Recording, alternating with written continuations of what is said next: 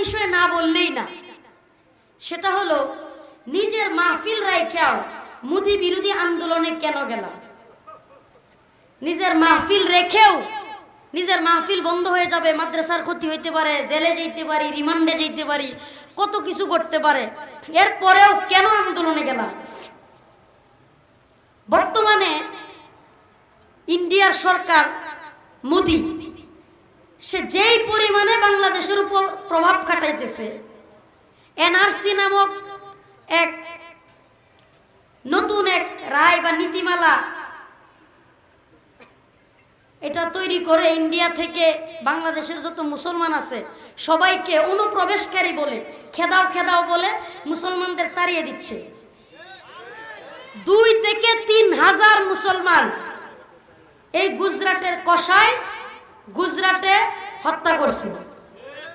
কাশ্মীরের মুসলমানদের বর্বরিচিত অবস্থা, কেউ যদি খোঁজ খবর নেয়, কারো যদি লিঙ্ক থাকে, অবস্থা হলো কাশ্মীরের গর্ভবতী মুসলিম মহিলা মোদির অর্ডারে তার প্রশাসনের লোকেরা গিয়া গর্ভবতী মহিলার 2 পা 2 দিকে টান দিয়ে ছিঁড়ে ফেলতেছে।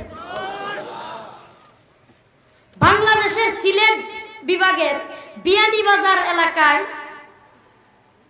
মসজিদের মধ্যে আইসা বাধা দিচ্ছে বাংলাদেশ সীমান্তে ভারতের বিএসএফ। কে বাধা দিচ্ছে? নরমাল একটা নীতিমালা তো আছে, কি যদি সীমান্তবর্তী এলাকায় কোনো প্রতিষ্ঠানের কারণে, শিক্ষা প্রতিষ্ঠান হোক, মসজিদ হোক কিংবা মন্দির হোক, অন্য পার্শ্ববর্তী দেশের বিডিআর অথবা বিএসএফ এর সমস্যা হয়, তাহলে নিয়ম হলো বিডিআরদেরকে আগে ভাগে বিএসএফ জানাবে। বিএসএফ কি করবে? জানাবে যে মসজিদটা এখানে নিষেধ করে। কিন্তু ইন্ডিয়ার বিএসএফ সরাসরি বাংলাদেশের ভিতরে ঢুকিয়া বিডিআরদেরকে না বইলা বিয়ানীবাজারে মসজিদের কাজ বন্ধ করে দিছে। এমনকি মসজিদের মুসল্লিদেরকে বাহির করে দিয়া বলছে তোদেরকে প্রয়োজনে গুলি করে মারা ফেলবে।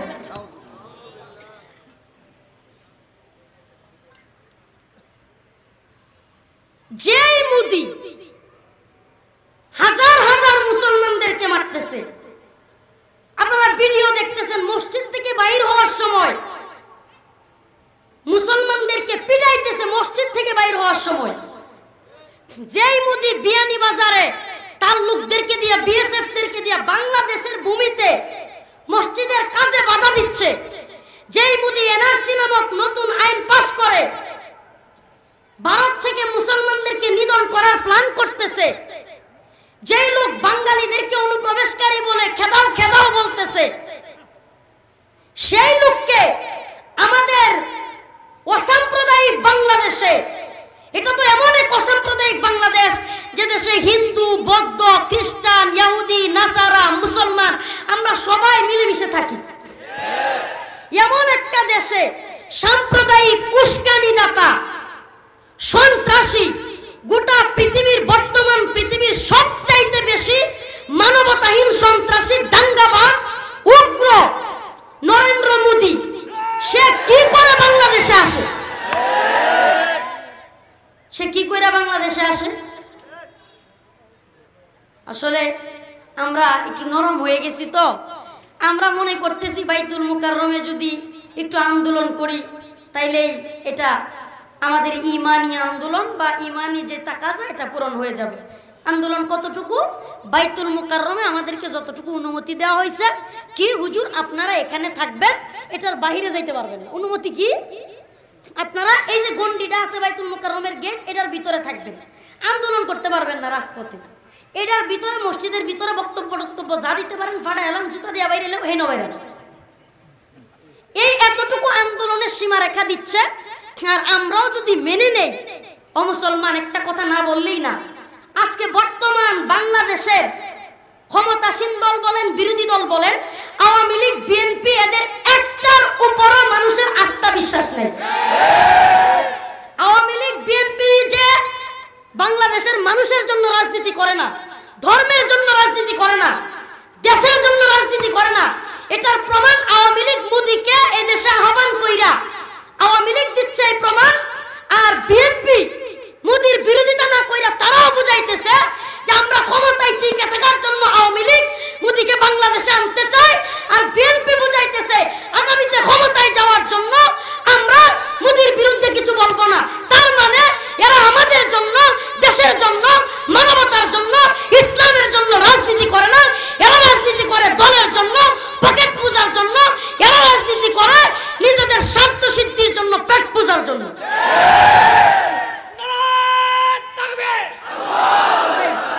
এই দুই দলের প্রতি তো মানুষের আস্থা, বিশ্বাস, ভরসা আগেই নাই। ঠিক কি ঠিক না? এই দুই দলের প্রতি আস্থা, বিশ্বাস তো আগেই নাই।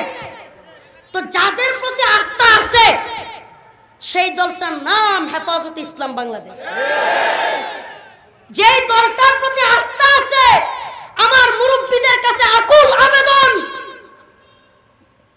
যে হেফাজতে ইসলামের প্রতি মানুষের এখনো আস্থা আছে, সেই দলটার জন্য হাজারো যুবক, লক্ষ যুবক প্রয়োজনে মোদি এয়ারপোর্ট ঘেরাও করতে প্রস্তুত আছে।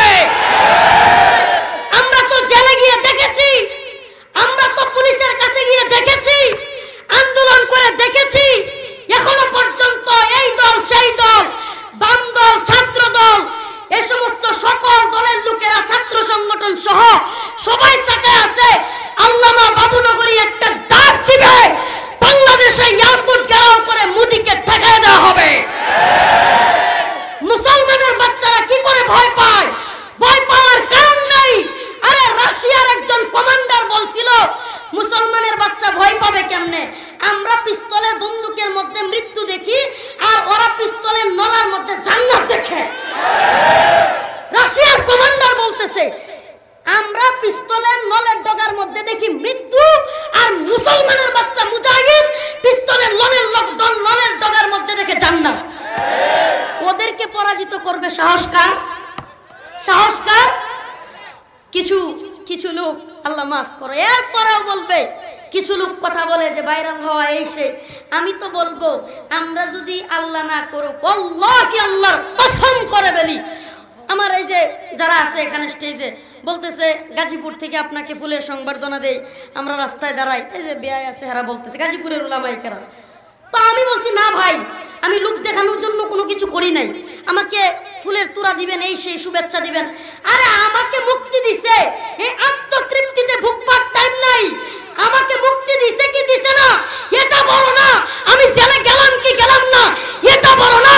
আমি আল্লামা বাবুনগরীর সমীপে ফোন করে বলেছি, আল্লামা মামুনুল হক সাহেবকে জানিয়েছি, মুফতি ফাইজুল করিম সাহেব হুজুরকে বলবো চরমোনাই নাই, ইসলামী আন্দোলন নাই, হেফাজতে ইসলাম নাই, ছাত্র অধিকার নাই, সবাই একসাথে হও, বাংলার জমিনে কসাই মুদিকে আসতে দেওয়া হবে না।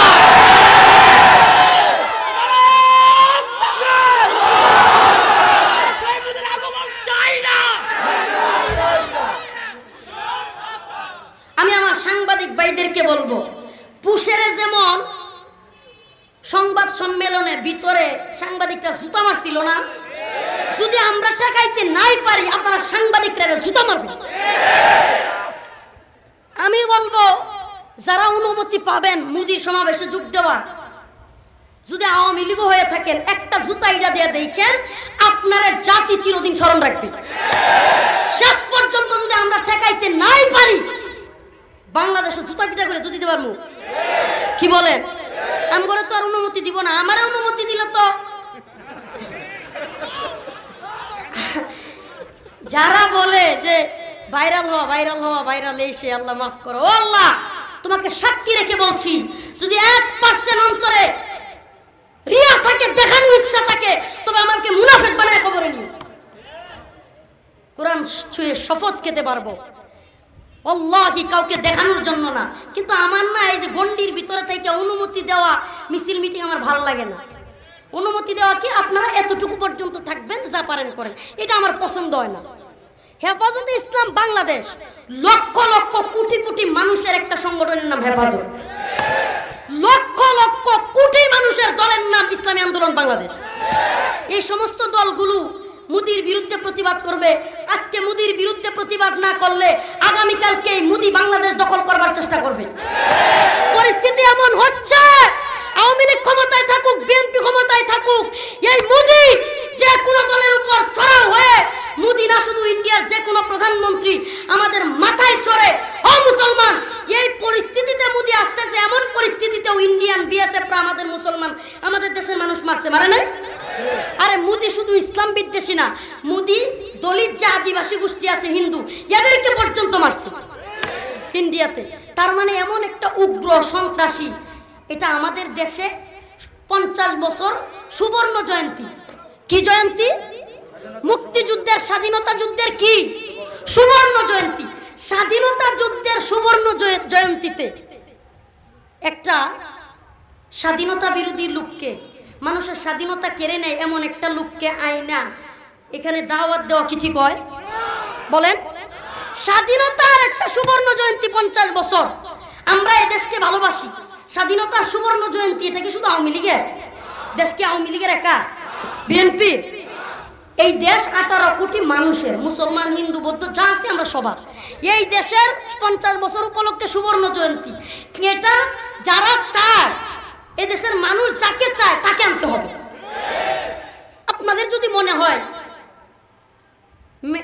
আব্দুল মুমিন না কি নাম পররাষ্ট্রমন্ত্রী, আব্দুল মুমিন, তাকে প্রশ্ন করা হয়েছে, সাংবাদিকরা বলতেছে যে আচ্ছা মোদি যে আসতেছে এই তিস্তার পানি নিয়ে বা এগুলো নিয়ে কি বন্টন নিয়ে বা বিভিন্ন অমীমাংসিত ইস্যুতে কি কথা হবে? সে অকপটে বলতেছে আমরা এগুলো নিয়ে কথা বলতে রাজি না, আমরা উনি আসতেছেন এতেই খুশি। দালালি করবার জন্য বাংলাদেশ কেন ইন্ডিয়াতে যাও?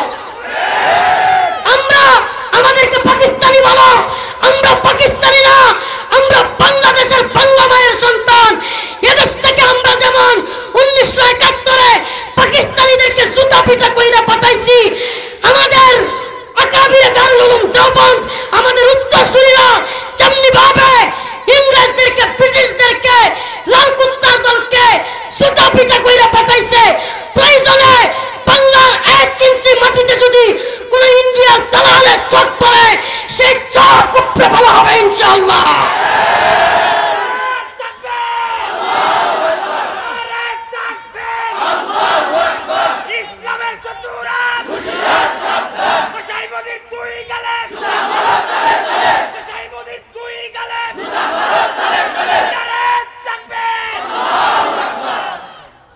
মোদি আসতেছে এতেই খুশি। আমাদের তিস্তার পানির দরকার নাই, দেশের উন্নয়নের দরকার নাই, কোনো কিছুর চিন্তা নাই। এগুলো বলতে গেলে হুজুররা মাহফিলে এগুলো বলে কেন? হুজুররা যদি মাহফিলে খালি নামাজের বয়ান করে, একবেলার ঘরে পেঁয়াজ 150 টাকা কেজি, চাল 70 টাকা কেজি, বেলা ভাত খাইতে পারে না, পেঁয়াজ পায় না, এই বেলার অত ওয়াজ শুনাই লাভটা কি? বেলার মনে তো কষ্ট, হুজুর ওয়াজ শুনে করবো নাকি? দ্রব্যমূল্যের ঊর্ধ্বগতি, ঘরে খাওয়ান নাই, চাকরি করি বেতন নাই, এই নাই সেই নাই, এবার ওয়াজ শুনতে করবো কি? তা আমাদেরকে কথা শুধুমাত্র ইসলামিক লাইনের বলতে হবে না। আমি মনে করি এখন উলামায়ে কেরামের সময় সব দল একমত হয়ে সব বিষয়ে কথা বলা। প্রিয় ভাইরা আমার, আমি কেন আন্দোলনে গেলাম এটা আরেক কথাই বলি।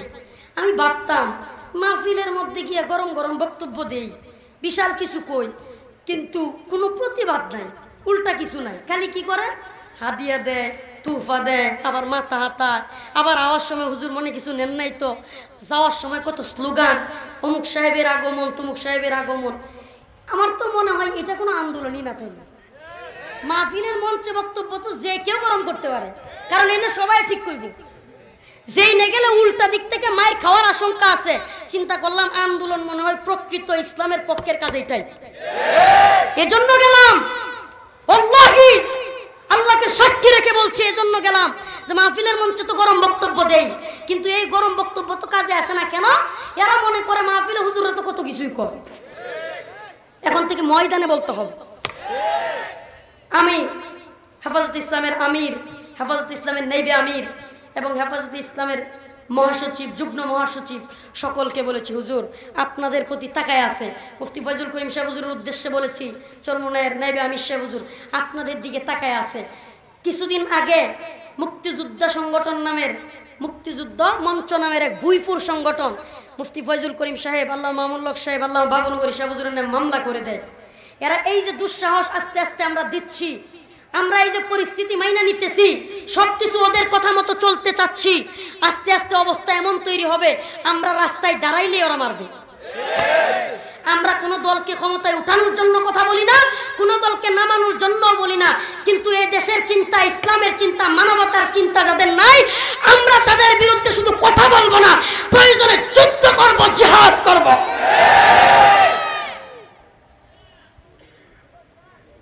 আগামীকালকে যদি সকালবেলায় আসতেছে মোদি, শুক্রবার রাত্রের ভিতরে যদি আল্লামা বাবুনগরী মুফতি ফয়জুল করিম সাহেব হুজুর ওনারা যদি ডাক দেয়, আমরা সকলে একসাথে সারা বাংলাদেশের মানুষ এয়ারপোর্ট ঘেরাও করতে পারবো না? পারবো তো ইনশাআল্লাহ? হিম্মত আছে তো? সবাই মরতে প্রস্তুত হয়ে গেলে কেউ মরে না, ইসলামের বিজয় হয়। মরতে প্রস্তুত হয়ে যান, মরবেন না। ইসলামের জন্য রক্ত দিতে, গাম দিতে, জেলে যাইতে প্রস্তুত হয়ে যান। মানবতার জন্য, দেশের জন্য, দেশের কল্যাণে আমরা সকলেই তৈরি হয়ে গেলে কেউ মরবো না, কেউ মরবো না। কসম আল্লাহর, ইসলাম বিজয় হবে। ইসলামকে বিজয়ী করতে আমরা একমত হতে হবে, ঠিক কি ঠিক না? ভিডিওতে অনেক কিছু দেখছেন, আর কিছু বলতে চাচ্ছি না। অনেক কিছু দেখেছেন ভিডিওতে, গালাগালি করতেছে, গালাগালি করতেছে।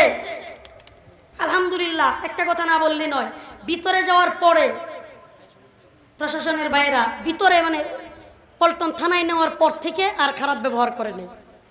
থানার ভিতরে নেওয়ার পরে প্রথম দিকে একটু খারাপ আচরণ করছিল, আমি দেখি নাই। কোনো একটা পুলিশ মনে হয় আমার মাথার এই সাইডে একটা কি দিয়া মনে হয় ইয়া দিছিল, তো ব্যথা পাইছি, হালকা মাথা ব্যথা ছিল, এই আঘাতটার কথা খেয়াল আছে। আর এমনিতে ভিতরে যাওয়ার পরে কিংবা পিজাব বেনে আমার সামনে আমার সাথে যে ছেলেগুলো ছিল ওদেরকে অনেক পিটাইছে লাঠি দিয়া, তো আমাকে আঘাত করে না। এমনকি আমি নিজে, অবাক হয়ে যাবেন আপনারা শুনলে, পল্টন থানার ওসি আবু বকর সাহেব আমার সামনে 7-8 পোলাপানে মিলা এরকম এরকম পাইপ আছে না, পাইপ, গ্যাস পাইপ, হাই রে গ্যাস পাইপ দিয়া ওসি সাহেবরে বাড়ি আমার চোখের সামনে এমন মায়ের ছবি আসছে মনে হয় ফেসবুকে, এমন মায়ের দিতেছে। আমি নিজে গিয়ে দুইটারে ফিরাইছি, ওসি সাহেব এটা দেখছে, ওসি সাহেব নিজেও শুনছে এটা। পরে আমার ব্যাপারে উনি নিজেও সুপারিশ করছে যে হুজুর আমাদেরকে মারে নাই, হুজুর বরং তো মানুষকে ফিরানোর চেষ্টা করছে। আমি যারা মারছে, আবার আরেকটা বিষয় দেখেন, সবাই যে মানবতাহীন এমন না, পুলিশকে মারতেছে ওই সময় আবার বিপি নূর ভাইয়ের যেই ছেলেরা আছে ওরা কয়েকটা 2-3টা এসা উপরে মানব দেওয়াল হয়ে গেছে, মানে ওসিরা মারতে দিবে না, ওরাও পিটা খাইছে, আমি 2টা ঘুষি খাইছি। ফিরাইতে গিয়ে আমি নিজেও আঘাত মানে ইয়া খাইছি। তো এই যে বিষয়গুলো, এই যে বিষয়গুলো, এই পরিস্থিতিগুলো দেখেন, আমি তো মনে করি শুধুমাত্র বিপি নূর না, ঢাকা বিশ্ববিদ্যালয়ের ছাত্ররা না, কলেজ, ইউনিভার্সিটি, আলিয়া মাদ্রাসা, কওমি মাদ্রাসা, সমস্ত যুবকদের এক হওয়া দরকার। কোন অভ্যুত্থান দরকার, যে কোন অভ্যুত্থানে সব কিছু ধ্বংস হয়ে যাবে। কোন অভ্যুত্থান দরকার,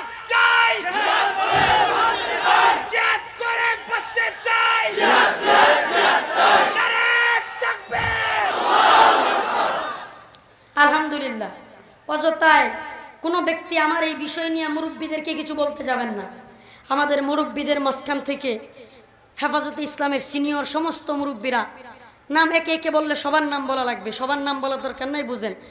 একে একে সমস্ত হেফাজতের মুরব্বীরা প্রশাসনকে ফোন দিয়েছেন। আলহামদুলিল্লাহ, আমরা মুরব্বীদের সাথে আছি, মুরব্বীদেরকে মোহাব্বত করি, সম্মান করি, কিন্তু ইমানই টাকা যায়। কোনো একটা বিষয় যদি মুরব্বীরা আন্দোলন দেন নাই, এটা ওনাদের ব্যাপার, আমার পছন্দ হয় নাই, এটাও আমার নিজের ব্যাপার। আমি মনে করি আমার কোনো একটা বিষয় পছন্দ হয় নাই, আমি মুরব্বীদের বিরুদ্ধে যাই নাই, কিন্তু কোনো একটা আন্দোলনে গিয়ে শরিক হয়েছি, তাই তো? আমার মুরব্বীরা সেই আন্দোলনে যাওয়ার কারণেও আমাকে ধরে নিছে, তারপরেও ফোন দিয়া আল্লামা মামুনুল হক সাহেব হুজুর সহ, জুনায়েদ আল হাবিব সাহেব সহ, বাবুনগরী সাহেব হুজুর নিজে খাদেম দিয়া ফোন দেওয়াইছেন। তারপরে হেফাজতের যারা আছে তাদেরকে বলছেন যে রফিকের বিষয়ে বলো। তো আলহামদুলিল্লাহ সব মুরব্বীরা ফোন দিছেন। তো এই জন্য আমি বলবো, আমাদের মুরব্বীদের ব্যাপারে এসব বিষয় নিয়ে কেউ কথা উঠাবেন না। তবে হ্যাঁ, কিছু লোক বিরোধিতা করে না, এই বিষয়টা এমনও না, তবে এরা চিহ্নিত কেউ না। আমি এদের জন্য আমি একটা কথা বলতে চাচ্ছিলাম যে নিজেদের মধ্যে লজ্জা হয়, এদের জন্য আমাদের লজ্জা হয় যে আজকে এইসব ইস্যুতে ওরা কখন সুযোগ পাবে খালি একটু যে রফিক সুযোগ পাইছি। এই ধরনের মন মানসিকতা যদি কারো থাকে আল্লাহ এদেরকে হেদায়েত দান করুন। আমি নাম বলবো না কারো, কিন্তু আলহামদুলিল্লাহ হেফাজতে শীর্ষস্থানীয় মুরব্বীরা ফোন দিয়েছেন যে তবুও। তো আমি মনে করি জাতির পালস আজকে বিএনপি বুঝতেছে না, আওয়ামী লীগ বুঝতেছে না, মোদিকে আনতেছেই, বিএনপিও বিরোধিতা করতেছে না। এখন যদি ইসলামী আন্দোলন এবং হেফাজতে ইসলাম এই সমস্ত সংগঠনগুলো যাদের প্রতি মানুষের ন্যাক ধারণা আছে, এরাও যদি জাতি চায় না, এদেশের 90% মুসলমান চায় না মোদি এই দেশে আসো, এই জিনিসটা যদি এই দেশের উলামায়ে কেরাম হেফাজতে ইসলাম ইসলামী আন্দোলন তারাও না বুঝে, তাইলে আমরা যাব কোথায়? কথা বলেন, আমরা কার কাছে যাব? আরে শুনেন, মোদি পৃথিবীর পরাশক্তিদের সাথে পরামর্শ কইরা বাংলাদেশ দখল কইরা এই দেশকে রাম রাজ্য বানাইতে চায়। এগুলো নিউজ আমাদের কাছে আছে, রাম রাজ্য বানাতে চায়। এরা বাংলাদেশকে মনে করে ইন্ডিয়ার অঙ্গরাজ্য। এরা মনে করে কলকাতা যেমন একটা ইন্ডিয়ার প্রদেশ, দিল্লি, গুজরাট, তারপরে আপনার আহমেদাবাদ, এরকম একটা অঙ্গরাজ্যের নাম হইল বাংলাদেশ। বাংলাদেশ ইন্ডিয়ার কোন অঙ্গরাজ্য নয়। বাংলাদেশ 1971-এ স্বাধীন হয়েছে।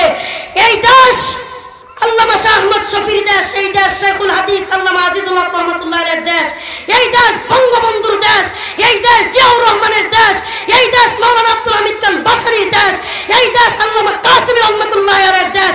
এই দেশে ইন্ডিয়া যদি একটা চোখ ফলায়, 1 ইঞ্চি মাটি কেড়ে নিতে চায়, ইন্ডিয়াকে দালালদেরকে এই দেশ থেকে জুতা পিটা করে বাহির করা হবে। আরেকটা কথা, শেষ কথা, আখেরি কথা, ইন্ডিয়ার আদালতে ওয়াসিম রেজভি নামের এক ব্যক্তি ইন্ডিয়ার আদালতে রিট করছে 26টা কোরআনের আয়াত পরিবর্তন করে দিতে হবে। আল্লাহর কোরআনের আয়াত পরিবর্তন করার এখতিয়ার কোন আদালতের আছে?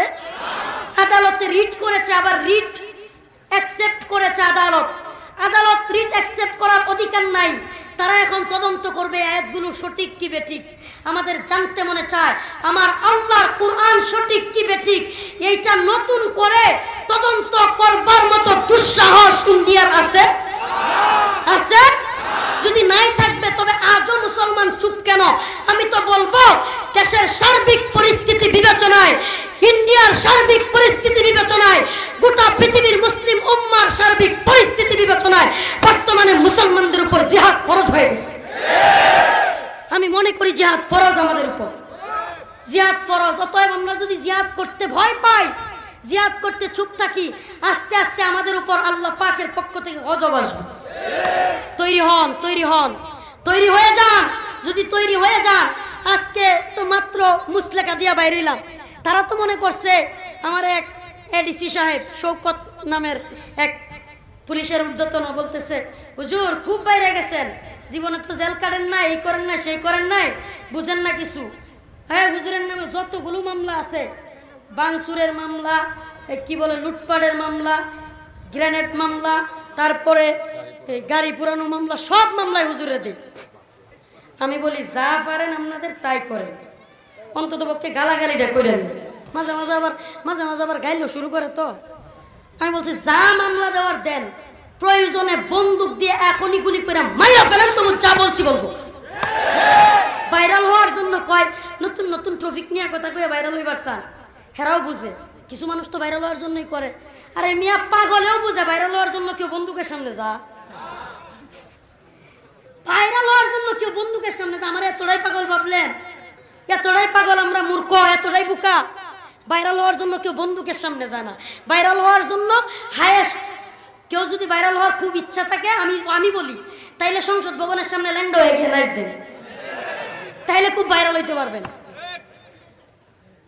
তো এই জন্য বলবো, ইন্ডিয়ার আদালত 26টা আয়াতকে নিষিদ্ধ করার কথা বলেছে। 26টা আয়াত, সবগুলো আয়াত হলো জিহাদের। আজকে কিছু ফেসবুক মুজাহিদ, ফেসবুক বুদ্ধিজীবী, এরা লেখে রফিকুল ইসলাম মাদানী, মাহমুদুল হাসান গুনবী, মাওলানা মামুনুল হক সাহেব, এরা খালি জিহাদের বয়ান করে। এরা জিহাদ করবো, কয়টা পিস্তল আছে এদের কাছে? আজীব কথা। আল্লাহ রসুল কতগুলো পিস্তল দিয়া জিহাদ করছিল? 313 জন বদরি সাহাবী যুদ্ধ করছিল।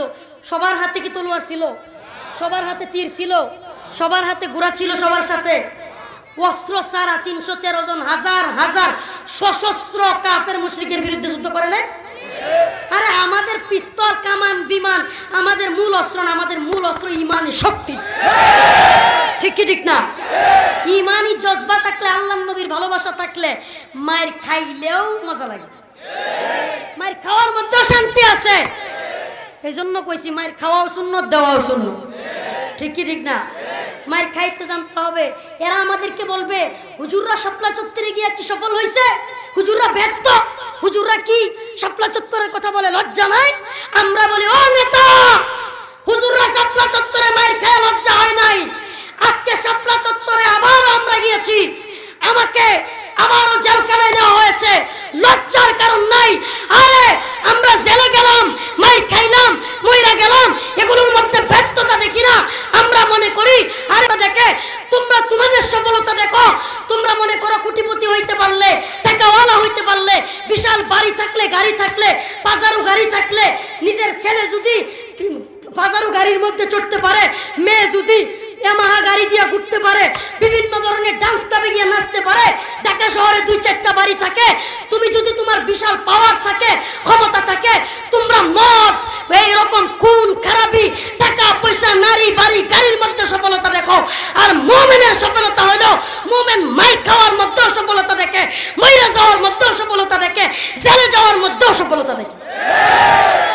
আমরা তো মায়ের খাইলে আমরা ব্যর্থ, এটা বুঝি না। আমরা বুঝি মায়ের খাইলেও সফল, দিলেও সফল। কিন্তু দিব কার জন্য? আল্লাহর জন্য। খাবো কার জন্য? কোন ব্যক্তির জন্য না, দলের জন্য না, ক্ষমতার লোভের জন্য না। আল্লাহি, আল্লাহর কসম, আল্লাহর কসম, আল্লাহর কসম। কোন ব্যক্তিকে খুশি করার জন্য না, দলকে খুশি করার জন্য না। আমরা কাকে খুশি করার জন্য মায়ের খাবো? জোরে বলেন। অতএব আমার শেষ কথা হবে, আপনাদের কাছে উদাত্ত আহ্বান হবে, মুরব্বীরা যে কোনো ডাক দিবে, শুধু মাহফিলের মঞ্চে না, আমাদেরকে একমত হতে হবে। ইন্ডিয়া, বর্তমান ইন্ডিয়ার সরকার, এই সরকার শুধুমাত্র ইসলাম বিদ্বেষী না, এই সরকার বাংলাদেশ বিদ্বেষী। বর্তমান, আমি গতকালকে নারায়ণগঞ্জে বলে আসছি, বর্তমান মোদি হইল বর্তমানে আবু জাহেলের জায়গা দখল করে আছে মোদি। মোদি বর্তমান জামানার ফেরাউন, মোদি বর্তমান জামানার নমরুদ। আচ্ছা, যারা যুক্তি দেন মোদি আসতেছে, আচ্ছা আসুক, এটা আর বেশি ইয়া করা দরকার নেই। তাদেরকে বলতে চাই, আমার নবীরে যে ব্যঙ্গ করলো ফ্রান্সের ম্যাক্রো, আমার নবীকে ব্যঙ্গ করে নাই? নবীরে ব্যঙ্গ করার পক্ষ নিছে কোন দেশ? এই মোদি নিছে কি নেয় নাই? আচ্ছা, আপনার মাকে কেউ বেইজ্জতি করতেছে, আপনার মাকে কি করতেছে? আর একজন পাশে দাঁড়ায় বলতেছে তুই বেইজ্জতি কর, আমি তোর পক্ষে আছি। দুইজন কি সমান অপরাধী না বেশ কম? জোরে বলে। তো আমার নবীরে ম্যাক্রু ব্যঙ্গচিত্র বানাইছে, বানাবেই বলছে। আমার নবীর বিরুদ্ধে গেছে ম্যাক্রু, ব্যঙ্গচিত্র বানাইছে, আর পক্ষ নিছে মোদি। ঠিক কি ঠিক না? এখন যারা বলেন মোদি আসতেছে, আচ্ছা তাক, আমি বলবো আপনাদের কথা যদি ঠিক হয়, তাহলে আপনারা যদি ম্যাক্রু বাংলাদেশে এসে আন্দোলন দেন, তাহলে আমি বলবো আপনাদের ওই আন্দোলনটা অযুক্ত। তখন আমরা ডাক দিতে যাবো না। কেন? মোদির বিরুদ্ধে যদি কথা বলা না যায়, তাহলে ম্যাক্রুর বিরুদ্ধে বলবেন কেন? একই তো অপরাধী। ঠিক কি ঠিক না? আমরা যেই কারণে ম্যাক্রুর বিরুদ্ধে, ঠিক সেই কারণে যেই কারণে ফ্রান্সের দূতাবাস ঘেরাও করতে যায়, ঠিক সেই কারণে মোদিকে এয়ারপোর্টে ঘেরাও করতে যাব। রাজি আছেন ইনশাআল্লাহ? সর্বশেষ যদি ঠেকাইতে নাই পারি, আইসাই পরে, তাইলে কাজ কি? আমার সাংবাদিক ভাইদের কাছে আবদার, যারা যে অনুষ্ঠানে যাবেন মুদিরে হুদায় জুতা একটা লই এইটা মারবেন। জেলে যাবেন, সমস্যা কি? জেলে যাবেন। আপনি যদি বলেন যে হুজুর আমারে বলে দিছিল, যে সাংবাদিক জুতা দিয়ে এইটা দিয়া বলবে রফিকুল ইসলাম মাদানির বক্তব্যে উদ্বুদ্ধ হইয়া আমি মুদির এইটা দিছি, চাক্কা দিছি, ডিল মারছি, আমি ওই সাংবাদিকের পক্ষে আবার জেলে যাইতে প্রস্তুত। কারণ স্বাভাবিক, কারণ ওই সাংবাদিক যদি বলে যে আমি ওনার কথায় ডিল মারছি, তো আমারও জেলে নিবে, আমি যাইতে আপনার সাথে থাকতে প্রস্তুত। তবু এই দেশ থেকে মোদি যেন জুতা ছাড়তে যাইতে না পারে। আল্লাহ তাআলা আমাদের সকলকে, আসলে দেখেন আমি অদম, আসলে আপনাদের এই প্রতিষ্ঠান, প্রাণপ্রিয় প্রতিষ্ঠান মার্কাজুন নূর আল ইসলামিয়া, এই প্রতিষ্ঠান আল্লামা কাসিমি রহমতুল্লাহের নিজ হাতে প্রতিষ্ঠিত প্রতিষ্ঠান। আপনারা গত বছর যারা আসছিলেন জানেন, হুজুর নিজে এই মঞ্চে বৈশা হুজুর দোয়া করে গেছেন যে আল্লাহ তুমি আমার এই সন্তান, এভাবে বলছেন সন্তান, যে রফিকের এই মাদ্রাসার জায়গাটা আল্লাহ তুমি জায়গাটাই বলছে না কবুল করে না আল্লাহ, জায়গা মাদ্রাসার জন্য জায়গাটারে তুমি করে দাও। আরো অনেক দোয়া করছে। কাসিম রহমতুল্লাহ আলাইহি আজকে জীবিত নাই, তবে এটাও বলতে চাই, কথাটা যদিও কেমন শোনা যায়, আল্লাহ কাসিম রহমতুল্লাহ আলাইহি বাইচে থাকলে আজকে বাংলাদেশে এই অবস্থা থাকতো না, মোদি বিরোধী আরো কঠিন গর্জন আসতো। যাই হোক, আল্লাহ পাক আমাদের উস্তাদকে নিয়ে গেছেন, কিন্তু কাসেমি সাহেব চলে গেছেন, কিন্তু কাসেমির রুহানি সন্তানরা মইরা যায় না। কাসেমি সাহেব চলে গেছেন, কিন্তু আল্লামা নূর হোসেন কাসেমির রুহানি সন্তানেরা মরে যায় না। আমরা কোনো বাতিলের সাথে আপোষ করব না, মারা যাব, রিমান্ডে যাব, জেলে যাব। আমি আমার মাদ্রাসা ছাত্রদেরকে বলে গেছি, বাবা এরা আছে তো এনে কান্নাকাটি করো না। উস্তাদদেরকে বলে গেছি যে মাদ্রাসা যদি বন্ধ হয়ে যায়, আমি জেলে চলে যাই, তোমরা কি করবা? এরা কয় প্রয়োজনে টাকা পয়সা না থাকলে রিক্সা চালামো। উস্তাদদের কথা আমার উস্তাদদা, আমার উস্তাদগণ বলছে মাদ্রাসা প্রয়োজন অটো রিক্সা চালাবো, রাতে দিনে পড়াবো। আমার ছাত্ররা কয় হুজুর এক বেলাও না খাই হলেও পড়ে থাকবো। আপনারা জানলে অবাক হবেন, অনেকে মনে করে এটা প্রাইভেট প্রতিষ্ঠান। এই ছাত্ররা এখানে উপস্থিত 50 থেকে 55টা ছাত্র, সব খানা খরচ সহ আমি দিই। 50 থেকে 55টা, আমার পুরা সিজনের যত হাতিয়া আসে আমার মাহফিলের সব হাতিয়া এদের পিছনে খরচ। হ্যাঁ হুজুররা কি বলেন? আপনারা যারা আছেন ছাত্র বাবারা কি বলো? যে সমস্ত ছাত্র সব কয়টা, কেউ 2-4-10টা বলাবান আছে, মনে হয় 1000 টাকা দেয় মাসে, 1500 টাকা দেয়, 2-4-10টা বলাবান, আর সবগুলো প্রায়গুলো ফ্রি। 3500 টাকা 3000 টাকা একটা ছেলের পিছনে খরচ, সব ফ্রি, থাকা খাওয়া। আমার এটারে আমি যদি এখন এক কোণে 3খানা লাগাই দেই, কোনো ব্যক্তি বিরোধিতা করতে পারবো না। ইব্রাহিম ভাই আছেন এখানে? কই ইব্রাহিম ভাই কোথায়?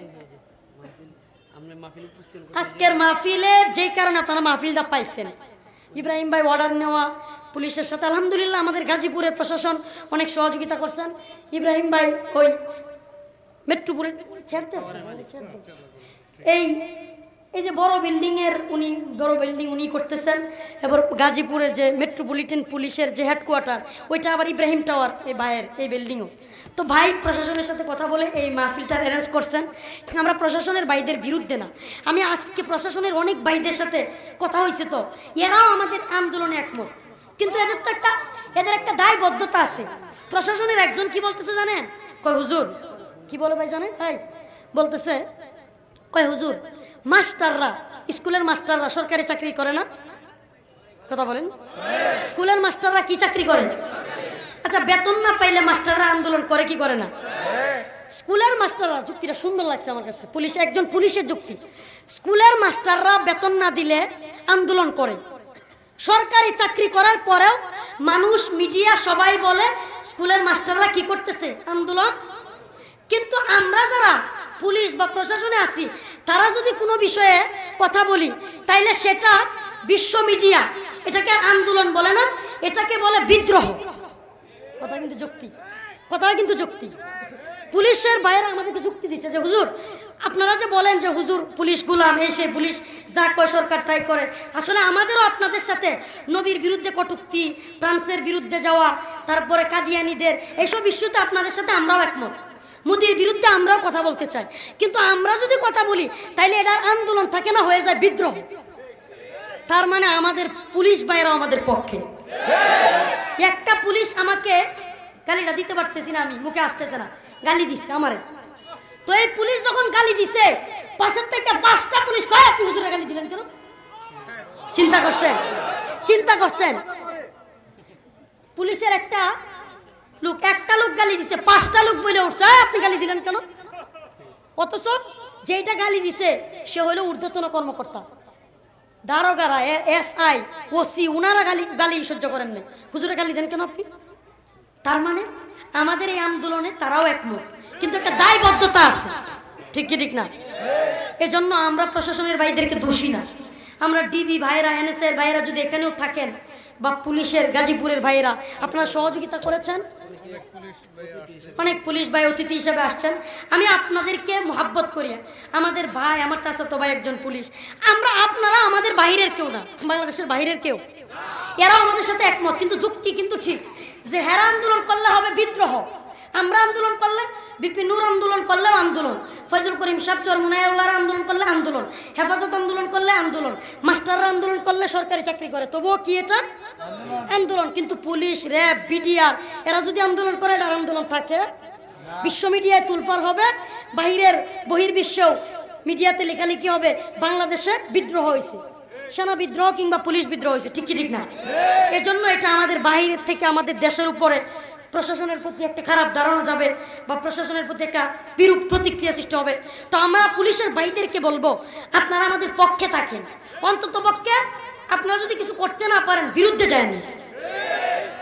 আজকে যখন পুলিশের এক ভাইকে ওসি নাম বলে বলতেছি, আবু বকর ভাইকে, আবু বকর আল্লাহর নবীর প্রিয় সাহাবী, আর হাম উম্মতি বি উম্মতি আবু বকর, যেই সাহাবীর নাম প্রত্যেক খতিব সাহেব জুমার খুতবায় পড়তেই হয়, যার ব্যাপারে প্রত্যেক খতিব সাহেব খুতবার মধ্যে হাদিস পড়ে, আর হাম উম্মতি বি উম্মতি আবু বকর, সবচেয়ে নরম দিলওয়ালা, রহম দিলওয়ালা সাহাবীর নাম আবু বকর রাদিয়াল্লাহু আনহু। তো সেই আবু বকর রাদিয়াল্লাহু আনহুর নামে নাম পল্টন থানার, যে থানায় আমাকে নেওয়া হয়েছিল, ওই থানার ওসি। আল্লাহর কি কুদরত, ওসি সাহেব আমার সামনে মার খাইছে, এই বান্দা কানের এই সাইডে শিলি লাগছে, এইদিকে মার খাইছে, তবুও আমার সাথে গিয়া ভিতরে গিয়া নামাজ পড়ছে।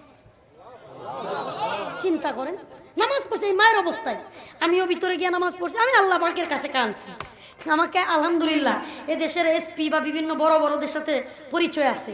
ইচ্ছা করলে ভিতরে ফোন ছিল অনেকক্ষণ, ইচ্ছা করলে ফোন দিয়ে বলতে পারতাম, সুপারিশ করাতে পারতাম, কিন্তু আমি সুপারিশ করাই নাই, কাউকে ফোন দেই নাই। কেন? আল্লাহর জন্য আসছে, আল্লাহ পাক এমনিতে হেফাজত করবে। আমি জোহরের নামাজ ভিতরে নামাজের ব্যবস্থা করে দিছে, ওরা মাম পানি আইনা দিছে, শুধু মাম পানি না, জুস আনছে, ডাবের পানি নিয়ে আসছে, তারপরে রুটি দিছে, কলা দিছে ভিতরে, আলহামদুলিল্লাহ। ওরা অনেক, এরপরে বলতেছে হুজুর শুকনা খাবার মনে হয় ভালো লাগতেছে না, খিচুড়ি টিচুড়ি বা বিরিয়ানি খাবেন। তোমরা আমাদেরকে মারতে চাও, জেলখানায় দিতে চাও, আর প্রশাসনের বাইরেও আমাদেরকে বিরিয়ানি খাও। কেমনে কষ্ট দিবা আল্লাহ যদি কষ্ট না দেয়? ওয়াতুইজ্জু মান তাশা ওয়া তুযিল্লু মান তাশা বিয়াদিকাল খায়র ইন্নাকা আলা কুল্লি শাইইন কাদির। ওয়াতুইজ্জু মান তাশা ওয়া তুযিল্লু মান তাশা, ইজ্জতের মালিক তো আল্লাহ, যাকে আল্লাহ ইজ্জত দিবে সে ব্যক্তিকে কেউ বেইজ্জতি করতে পারবে না। আল্লাহ পাক মুসলমান, হিন্দু, বৌদ্ধ, খ্রিস্টান সবাই মায়ের গর্ভ থেকে জন্ম নিছি কি একা? কয়জন? কথা বলে যাব সময় জুড়ে বলে। আমার আল্লাহ পাক এখানে একটা অনেক লুকায়িত রহস্য রাখছেন। কি? তুমি আসছো একা, যাইবাও একা, তার মানে হলো আমি আল্লাহ তুমি মৃত্যুর আগেও, তুমি কি বলে, তুমি জন্মের আগেও আমি যেমন হেফাজত করেছি, জন্মের মৃত্যুর পরেও যেমন হেফাজত করব, মধ্যবর্তী স্থানেও তোমার আর কারো সুপারিশ, আর কারো সাহায্যের দরকার নাই। তুমি একাই, আমি আল্লাহ বাঁচাতে চাইলে একাই বাঁচতে পারবে। এটা হলো রহস্য। আল্লাহ পাক বুঝাইতে চায়, তোমার জন্মের আগেও আমি আল্লাহ ছিলাম, আর কেউ ছিল না, মৃত্যুর পরেও আমি আল্লাহ থাকবো, কেউ থাকবে না। তার মানে মাঝখানের সময়টাতেও তুমি যদি আমাকেই ভয় করো, আমাকেই ভালোবাসো, তবে আর কেউ সহযোগিতা না করলেও একমাত্র আমার সহযোগিতায় তোমার জন্য যথেষ্ট। পৃথিবীর সমস্ত শক্তি তোমার বিরুদ্ধে গেলেও কিচ্ছু করতে পারবে না যদি আল্লাহ না চায়। পৃথিবীর সমস্ত শক্তি পক্ষে থাকলেও বাঁচাইতে পারবে না যদি আল্লাহ না বাঁচায়। অতএব আমরা আল্লাহ পাকের কাছে সম্মান তালাশ করব, ঠিক কিনা? আমার ভাই এখন কথা বলবে, আপনাদের কাছে আরজি থাকবে। এখন তো ওয়াজ করি নাই, শুধু হালতগুলো বললাম, প্রয়োজনে ইনশাল্লাহ তাফসীর করব। রাজি আছেন? আবার আমি এখনো খানা খাই নাই, বিশ্বাস করবেন সারাদিন এখনো ভাত খাই নাই, একটু গোসল করছি কারণ শরীর খুব খারাপ লাগতেছিল, আর আপনারা অপেক্ষা করতেছেন, সান্ত্বনা দেওয়ার জন্য আপনাদের সামনে আসলাম। আমি আপনাদের কাছ থেকে বিদায় নিচ্ছি, মাদ্রাসায় যাচ্ছি, একটু পরে আবারও আসবো, যেহেতু এটা আমার মাহফিল, উঠবেন না। আমার এই মাদ্রাসাটার প্রতি আপনারা সুনজর রাখবেন তো ইনশাআল্লাহ। 50-55টা ছাত্র লেখাপড়া করে, 5-6 জন উস্তাদ, 5-6 জন উস্তাদের বেতন, মাদ্রাসার বাড়ি ভাড়া, এদের খাওয়া দাওয়া সব চলে এইভাবে। এই যে উলামায়ে কেরাম যারা আছে যারা জানে, মাহফিলের সিজন গেলেই, এই গত এই 2-3 মাসে মাহফিলের সিজনের আগে 3 থেকে 4 লাখ টাকা আমি ঋণ করছি এই মাদ্রাসার জন্য। ঋণ করে মাদ্রাসা চালাইছি, আলহামদুলিল্লাহ, এটা অহংকার না। তো ইব্রাহিম ভাই এই বিষয়টা জানছে, এই এলাকার যারা সুনামধন্য ব্যক্তি আছে ওনারা জানছে, বলছে হুজুর আমরা তো জানতাম না, মনে করতাম প্রাইভেট মাদ্রাসা। আসলে আমি আমার ছোটোবেলায় অনেক কষ্ট করছি, অনেক কষ্ট করে বড় হয়েছি। আমার মুরব্বীরা এখানে, আমার পরিবারের আমার আম্মা শুনতেছে। আমি আমার আব্বা মারা যাওয়ার পরে এমনও হইতো যে আমার মাসিক বেতন দেওয়ার মতো টাকা আমার মার কাছে ছিল না। মাদ্রাসায় এমনও হয়েছিল যে আমি এতিমখানায় পর্যন্ত বসছি। কি বলবেন, এগুলো কেউ জানে না, কেউ জানে না। মাদ্রাসা থেকে আমি চলে যাচ্ছি কেন, লজিং হয় না গ্রামের এক মাদ্রাসায়, লজিং হয় না, বোর্ডিংয়ে খাওয়ার মতো টাকা দিতে পারে না আমার পরিবার। সেই পরিবার থেকে উঠে আসছি। আর উস্তাদরা বলতেছে রফিক তুমি যাও না, আমার ঘরে তোমাকে লজিং রাখবো, এত মহাব্বত করতো। ছোটবেলা থেকে উস্তাদদের দোয়া নিয়ে বড় হয়েছি, এখনো পর্যন্ত এদেশের শীর্ষস্থানীয় উলামায়ে কেরাম দোয়া করেন। বললাম তো জেলে যাওয়ার পরে অনেক উলামায়ে কেরাম ফোন দিছেন থানায় আটক হওয়ার পরে। তো আলহামদুলিল্লাহ আমার এই মাদ্রাসাটার প্রতি আপনারা নজর রাখবেন।